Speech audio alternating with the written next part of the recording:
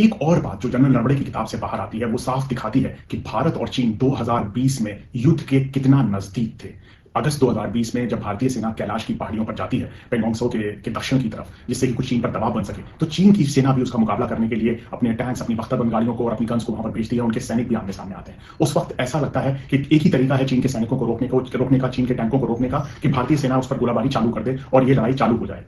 इस वक्त जब यह निर्णय लेने का समय आया तो जनरल नरवणे ने, जैसा कि होना चाहिए सेना अध्यक्ष के तौर पर, रक्षा मंत्री को, प्रधानमंत्री को, नेशनल सिक्योरिटी एडवाइजर, राष्ट्रीय सुरक्षा सलाहकार अजीत डोभाल, इन सब लोगों से पूछा कि भाई क्या किया जाए, क्या हम लड़ाई के लिए तैयार हैं। तो कुछ समय के बाद भारत के रक्षा मंत्री राजनाथ सिंह ने उनको फोन करके बोला कि आप वैसा करें जैसा आप उचित समझें। जो ये निर्णय जो कि सरकार को लेने चाहिए थे, जो कि विदेश मंत्रालय को बताना चाहिए थे कि क्या अमेरिका साथ में आएगा कि नहीं आएगा, या पाकिस्तान लड़ाई लड़ेगा या नहीं लड़ेगा, जो निर्णय फाइनेंस मिनिस्टर को बताने चाहिए थे कि क्या हमारी इकोनॉमिक स्थिति क्या है, क्या हम युद्ध कर सकते हैं, जो राजनीतिक निर्णय प्रधानमंत्री को लेना चाहिए कि क्या भारत चीन के साथ युद्ध कर सकता है या नहीं कर सकता है, वो सारे निर्णय एक सेना अध्यक्ष पर छोड़ दिए गए। जनरल नरवणे ने खुशकिस्मती से उस वक्त अपने नौसेना कमांडर को बोला कि नहीं, हम लड़ाई नहीं लड़ना चाहते, इसलिए पहली गोली हम नहीं चलाएंगे, आप टैंकों को नीचे की तरफ झुका दीजिए चीन के सामने और चीन के सैनिकों को आने दीजिए। अगर वो पहले गोली चलाते हैं तब हम गोली चलाएंगे। इस वजह से 31 अगस्त 2020 को भारत और चीन के बीच में लड़ाई नहीं छिड़ी। यह जनरल नरवणे ने साफ तौर पे कहा है। पर यह निर्णय कोई और सेना अध्यक्ष, कोई और व्यक्ति किसी और तरीके से ले सकता था। वो शायद सोचता कि भाई हमें लड़ाई लड़नी चाहिए, वो कोई और, पर यह निर्णय तो सेना अध्यक्ष का नहीं हो सकता। भारत और चीन के बीच, जो कि एशिया के जो सबसे दो बड़े मुल्क हैं, जो विश्व के